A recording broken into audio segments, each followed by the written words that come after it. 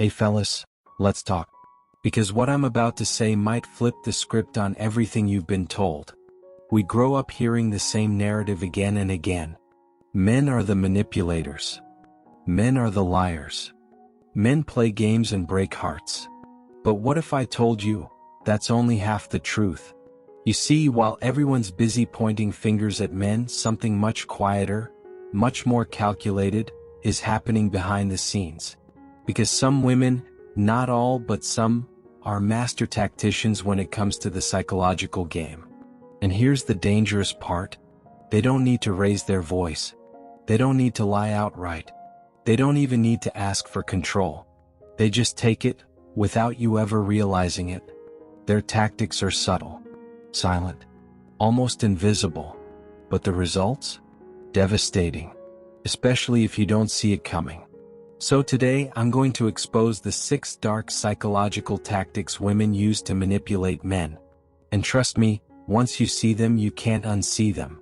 But before we dive in, let me ask you something. Have you ever felt like you were losing yourself in a relationship? Like you were bending, adjusting, apologizing, without even knowing why? That's not love. That's control. And it didn't just happen. It was engineered. So listen carefully, because what I'm about to share isn't just eye-opening. It might just be the wake-up call you didn't know you needed. Let's begin. Number 1, withdrawal tactics. Let me paint you a picture. You walk into the room. She's on the couch, silent, distant, scrolling on her phone like you don't even exist. You say, "Hey, everything okay?" She glances up, flashes a faint smile, and says, "Yeah, I'm fine." But something in her tone, in her energy, tells you the exact opposite. And now, you're spiraling. You retrace your steps. Did I forget our anniversary? Did I say something off yesterday? Was it the way I reacted to her text this morning? Your mind is racing. Your chest is tight. You're already apologizing in your head for something you haven't even identified. And that's exactly the point. You see, withdrawal is a psychological power move. It's subtle. It's quiet. But it's designed to trigger one thing in you: uncertainty. Men have been almost programmed to believe that when a woman pulls away emotionally, it means he did something wrong. And so he rushes in, trying to fix, to please, to prove his worth. All the while she's calm, cool, watching. Because this isn't about punishment, it's about control. She's keeping you on your toes, testing your emotional balance, making sure you never get too comfortable. Because comfort in her mind means you might stop chasing, stop trying, stop valuing her. It's a silent alarm, one designed not to break the relationship, but to bend your behavior. So before you jump into apology mode for something you can't even name, stop. Breathe. Recognize the pattern. Because once you see this tactic for what it is, you take back the one thing it's meant to steal from you: your peace of mind. Number 2, mirroring tactics. It starts off like magic. You meet her, and suddenly it's like you've known her forever. She laughs at your jokes, even the dry ones. She shares your favorite movie, your taste in music, your views on life. She finishes your sentences, mirrors your values, and says things like, "It's crazy how much we're alike." And you're hooked. Because how often do you find someone who just gets you? But here's the twist. What feels like chemistry might actually be strategy. Let me tell you about a guy I once knew. Let's call him Marcus. Marcus was deep into self-growth. Stoicism, journaling, fitness, the works. Then he met Rachel. Rachel said she loved philosophy too. She quoted Marcus Aurelius, meal prepped like a pro, even started lifting at his gym. It was like she stepped out of his dream journal. Until a few months in, when she stopped going to the gym, rolled her eyes at his deep talks, and suddenly all that mirroring vanished like smoke. That's mirroring. It's a psychological tactic where someone observes your values, your habits, your identity, then reflects them back to you like a mirror. Same tone, same energy, same passions. But here's the kicker, it's not real. It's a crafted illusion. Some women use this to disarm you. They learn your emotional language, mimic your ideals, and become the perfect match, but only on the surface. It's not about connection. It's about influence. And the goal? To slip past your defenses without triggering suspicion. Because once you believe someone is like you trust them. You let them in. And when your guard is down, they can steer the dynamic however they want. So next time you feel like someone's too perfect too soon, pause. Ask yourself, are they really like me, or just watching closely enough to pretend? Because real connection doesn't need a costume. It stands on truth, not imitation. Number 3, guilt. Let's talk about one of the oldest weapons in the emotional playbook, guilt. You see, many women know there's an unspoken pressure on men. Keep her happy. Protect her feelings. Be her peace. And some? They use that to twist the game in their favor. Let me tell you about Josh. Josh started noticing subtle shifts. Her phone suddenly lived face down. She was busy more often, colder in conversation, and yet oddly defensive when he brought it up. So one night he asked her, "Is there something going on?" And just like that, the script flipped. She gasped, looked hurt. "I can't believe you'd even ask me that," she said through tears. "You're so insecure. Is this how little you trust me?" Now Josh is on the back foot, apologizing, reassuring, blaming himself for overthinking, all while that pit in his stomach keeps whispering, "Something's not right." That's guilt tripping in action. She didn't need proof, didn't need truth. She just needed the right emotional switch to flip, and suddenly he was the one feeling bad for suspecting betrayal, even though his gut was screaming the truth. Guilt, when weaponized, is disorienting. It makes you second-guess what you see, what you feel, and even what you know. It's not about resolution. It's about control, emotional hijacking designed to bend reality in her favor. So next time you find yourself apologizing just to stop her tears, or questioning yourself even when the signs are obvious, pause.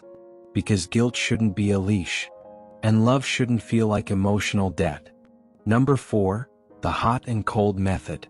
This one's straight from the manipulation playbook. She pulls you in with warmth, texts you all day, laughs at your jokes, calls you babe, with that soft, sweet tone that melts your guard. You start to feel it, the attachment, the connection, the comfort, and then, boom, she vanishes. The energy shifts. Now her messages are one-word replies. "I'm fine. Okay. Busy. Talk later." But you can feel it. Something's off.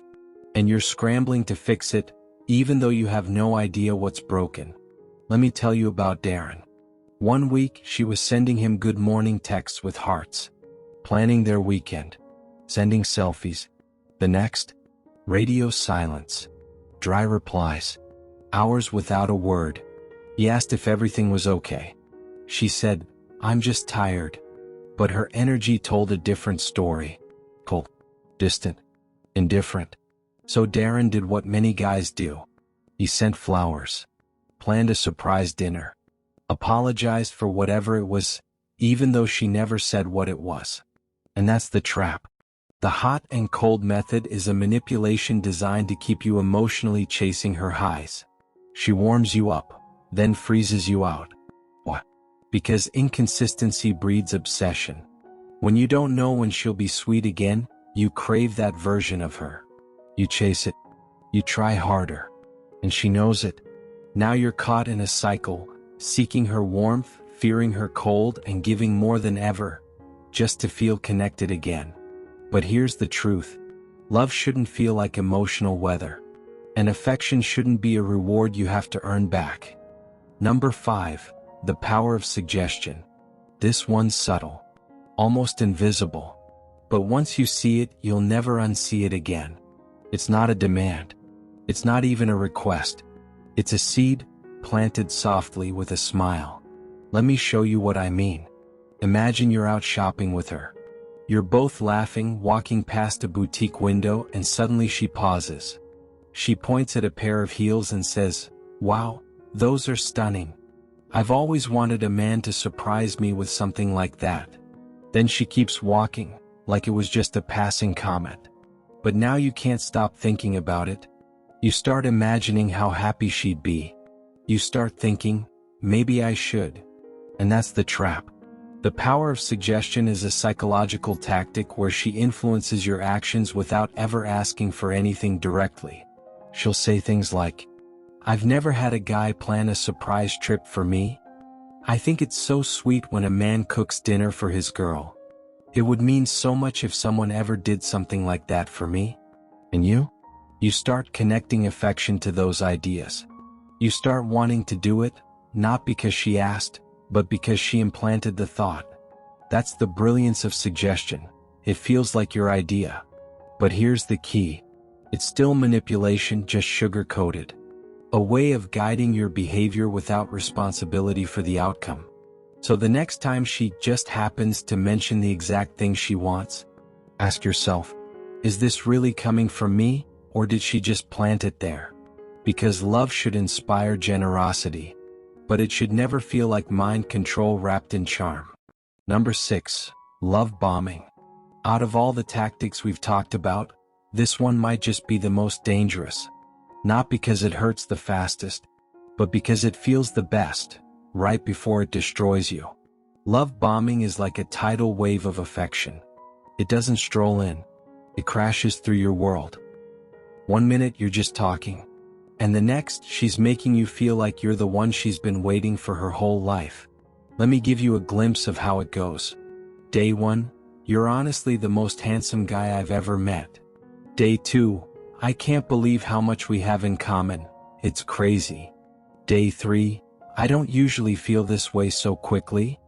Day 4, I think we're soulmates. Day 5, I love you.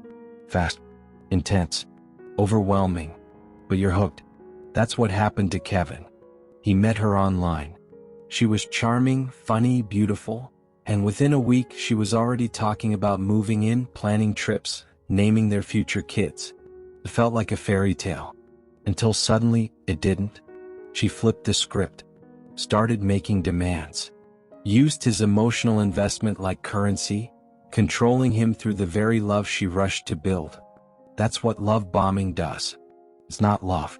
It's leverage. A manipulation that builds you up, only to use your feelings as strings to pull when she wants something. Because once you're fully in, fully vulnerable, she owns the game. So remember, real love takes time. It grows. It breathes. It respects pace. But love bombing? That's not love. That's a trap disguised as paradise.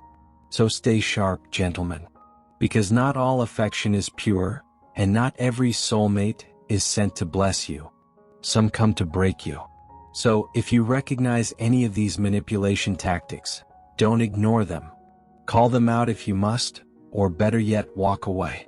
Because nothing good comes from staying with someone who thrives on control and emotional games. If this video gave you any value, hit that like button. And don't forget to subscribe for more insights on leading your life and relationships with calm, confidence, and quiet strength. Until next time, stay sharp, stay grounded. Catch you in the next video.